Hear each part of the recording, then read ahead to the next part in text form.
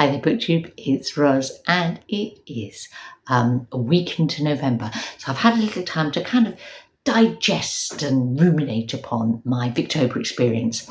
And it feels now like the right moment to do my personal Victober wrap-up. It was a joy to be a Victober host again. I had a really rich Victober this year, partly because I think the challenges that we set as hosts, all of them really stimulated my reading as well as other people's, and I loved the way people embraced this year's challenges. And as I say, I got a lot out of them too. There was also the group read, which was really interesting. I'll talk about that a bit more in a minute. Not universally loved, but a good experience. And the best thing I think for me about this Victober was the way the group discussion worked on Discord. And I just want to give I want to thank my three co-hosts, Katie and Kate and Marissa, and obviously everyone who's participated in Victober and made videos and joined in. But my biggest thanks, I think, this year go to all the people that were found their way onto Discord and joined in the conversation there. And there were so many, recommendations and context and discussion and, just a really, really sort of diverse set of readers from around the world really throwing themselves into reading Victorian work and talking about it together. And, many, many thanks for that. I hope you enjoyed it too. I read 17 books in October, and 16 of those were Victober reads. The odd one out, the other one, was Horrorstör by Grady Hendrix. It's a kind of horror story set in an IKEA store, and I read it for the FOMO book club, which is organised by Jack and Gemma. I'll link to their channels below in case you want to join the FOMO book club. That's fear of missing out. It was fun, it was lighthearted, it was very different from my Victober reading. It's kind of not that scary, and a bit of a critique on the way, stores like IKEA are run and how they manipulate their customers and their staff. But putting that to one side, okay, what about my 16 Victober reads? Now, I have to say that I think there are 4 things that will stay with me about Victober 2024. When I look back, I think these will be the 4 things that I will remember most. And first of those 4, it was the group read, and that was The Doctor's Wife by Mary Elizabeth Braddon, chosen by vote on Katie's channel, and from 3 books that we put forward. They were all sort of slightly lesser known books, or by not the sort of first tier of Victorian writers. And it was an interesting thing to read it because it was good and I enjoyed it, but it wasn't amazing. It was kind of patchy. There were parts that I found really funny. She's kind of making fun of writers of sensation novels, and of course she was that herself. So there was sort of almost making fun of herself in there, which was appealing. But at the same, and there was some lovely writing and some lovely description and some lovely, emotional kind of passages and so on. But it had other bits that were quite frustrating or a bit repetitive. And but what made the book for me was the conversation on Discord and the way people, brought their ideas, their frustrations with the book, their ideas about characters, their theories about how the plot might develop. It was such fun, really enjoyable. So that experience will really stay with me.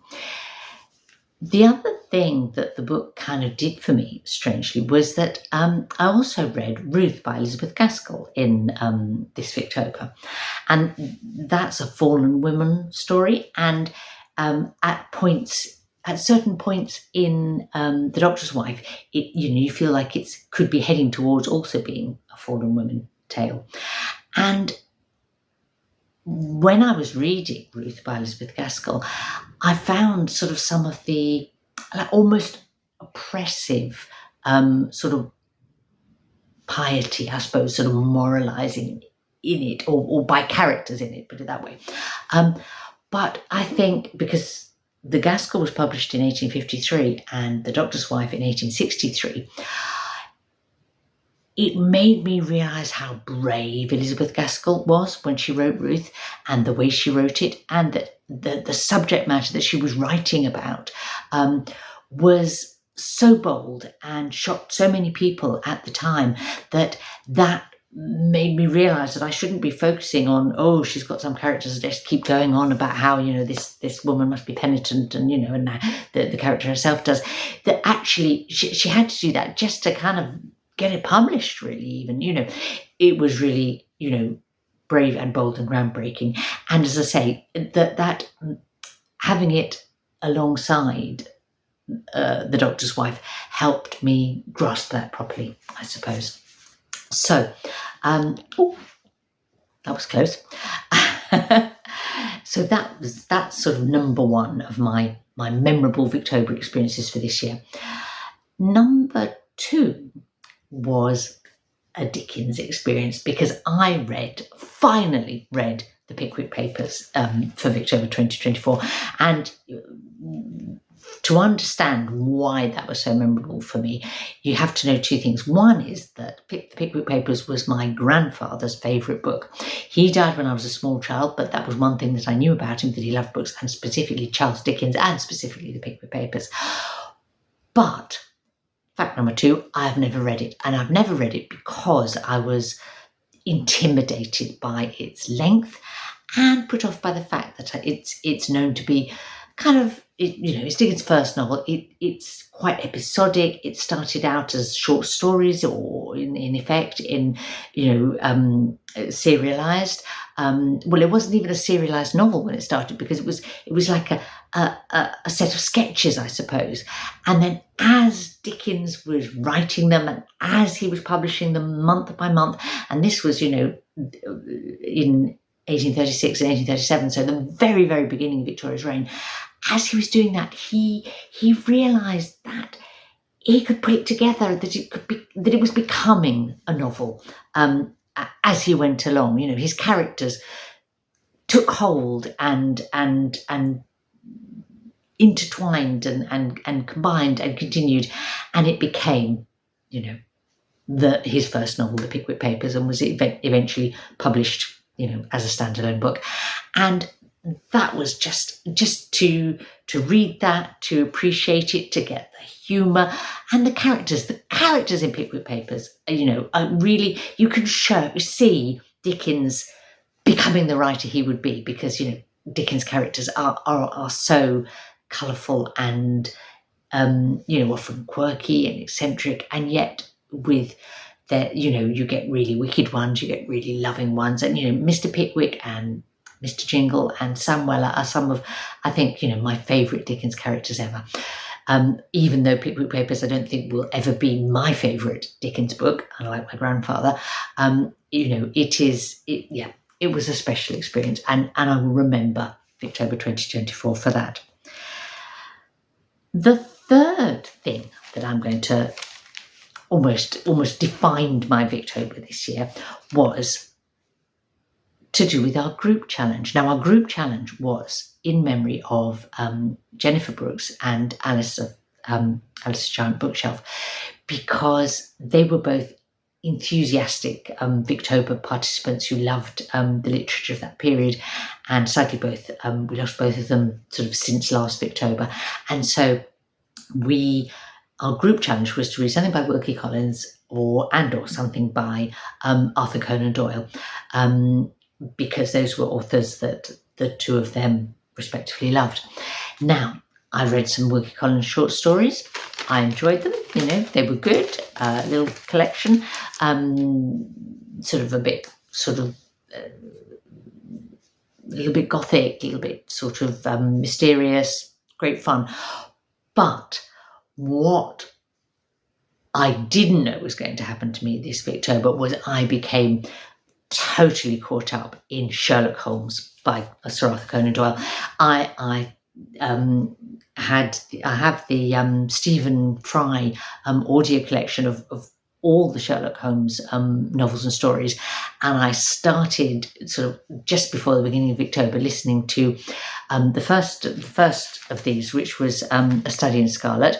Read or listened to all of that. Moved on to The Sign of Four, which was the second Holmes and Watson novel. And then I thought, oh, well, that's where I'll stop. But no, I had to keep going. I then listened to the whole of the first collection of Sherlock Holmes short stories, which is The Adventures of Sherlock Holmes. And then I went on and listened to the Memoirs of Sherlock Holmes. So, it was a feast of Sherlock Holmes, basically. And I read bits of Sherlock Holmes before, it's been sort of just, there in the background all my reading life. But I've never really sort of dug into it like this and let myself get carried along. And the thing is, they're not perfect and they're not, the finest literature ever, but the formula is so clever and works so well.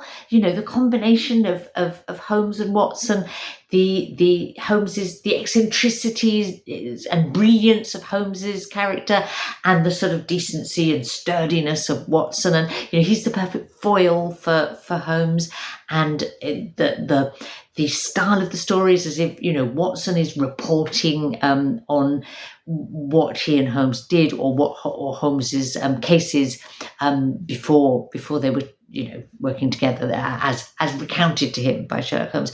So it's magic. It's a joy. I'm so glad and happy that this Victober I buried myself in so much Sherlock Holmes. So. And I stopped after the Memoirs because, although I was tempted to carry on, because that's the last of the Victorian era Sherlock Holmes stories. But I will go on and read all the Edwardian ones as well, for sure.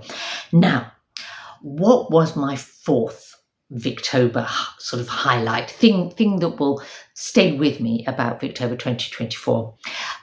Well, it was Victorian theatre, because I set the challenge to read, listen, or watch an example of a Victorian play, an example of the Victorian theatre, and delightfully, people kind of got stuck in with that.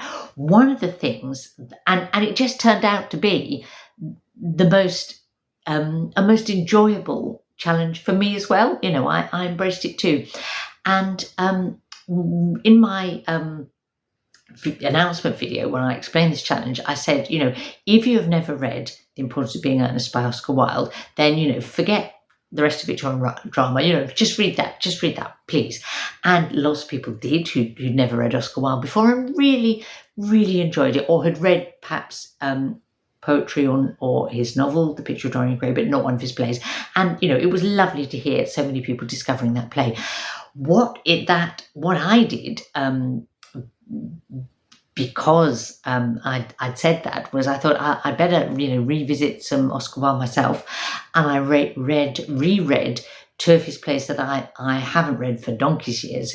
All The Importance of Being Earnest I've read quite recently. Also, it's gone out of my head, the name of it, doesn't matter, I'll put it in the notes below. But the ones I hadn't read recently of his four sort of society comedies were A Woman of No Importance and Lady Windermere's Fan. I loved both of them, particularly Lady Windermere's Fan. In fact, that was just a particular pleasure. And then I read Salomé, which was one of his tragedies, which was his less successful plays. And Salomé has been more, it's more sort of significant in terms of how it's influenced the arts rather than, the play itself in performance, I think. And that whole experience of reading a load of Oscar Wilde then prompted me to do a video about sort of Oscar Wilde's plays and looking into the older ones and the other ones, the less known ones, not all of those. So that was sort of a particular pleasure, but that was not all. Because I really threw myself into Victorian drama in different ways over the month. I also read one of the most successful Victorian playwrights whose works I've never read before, and that was Dion Busso. And I read and watched London Assurance by him, which was brilliantly funny, a delight. Not quite as funny as the funniest play that I read this Victober, which was not Oscar Wilde, but Charley's Aunt by Braddon Thomas, which I have read a few times before and seen performed, but I reread because I was joined a group of people in doing a read through of the play together, and that was a lovely laugh. But London Assurance was also extremely kind of farcical and entertaining, and was an early Victorian play, which was something, most of the Victorian plays I read are from sort of the 1890s when, Wilde and Shaw and so on were writing. So it was great to read an earlier one. And it also got me to go on and read something else by Boucicault. I read the Colleen Bawn, one of his Irish plays, and got really intrigued by his life. And I also made a video that's more about his life than his plays, because he was certainly a colourful chap. There you go. Then the other thing that I was prompted to do by having set this challenge for this Victober was to dig into the women, the Victorian theatre. What women playwrights were there? What plays are still available? Are there available to read by women playwrights? In what other ways were women active in the Victorian theatre world? And that prompted me to make a video about women in the Victorian theatre. And I whether anyone watches it, I just had such fun and interest in researching that video. So, sometimes a video is just, such a great sort of intellectual stimulation to prepare for that almost, the watching of it is almost irrelevant. And I also found and read some plays, 3 by Ouida or Marie-Louise Ramey, woman playwright, all of which I enjoyed and were interesting and quite striking. And I talked about them in the video that I just mentioned. But the real find for me, I suppose, in my reading of Victorian women playwrights was Allans Wife by Florence Bell and Elizabeth Elizabeth Robbins. And that was quite a shocking play, that they were both sort of suffragettes or suffragists. They were really interested in sort of working women's experience as well as upper class women's experience, and they put that into that play. And then it was, I was quite taken aback by it, in fact, when I read it, and I'm really glad that this Victober and setting that challenge sort of led me into that. So my experience of Victorian drama was expanded this Victober, and that's the fourth thing that I will remember this 2024 for. So that was my Victober. I hope yours was equally good. I just, again, want to thank everyone who took part. I'm still catching up with watching all the Victober videos that people made. There's been some absolute beauties. The other thing that happens to me every Victober, is that in the kind of my Victober TBR for future years, the Victorian authors and books that I feel I want to read expands, almost exponentially. And this year has been particularly bad because so many interesting books that people were reading that they talked about in the Discord group and that have inspired me, and I'm going to go back to list and reference, for future reference. And then, as if that wasn't bad enough, Katie finished the month with a week of videos about Victorian authors. How could she? Because now I've got a whole swathe of extra ones to add to my TBR. So I hope that this Victober left you with some memorable highlights and an exciting TBR of what you want to read next year. Although, as people have pointed out to me, we are allowed to read Victorian books in between Victobers, and I might do a bit of that too. Yeah. Thank you again, everybody, all Victoberers or Victoberites, whichever Victoberists, whichever you think you are.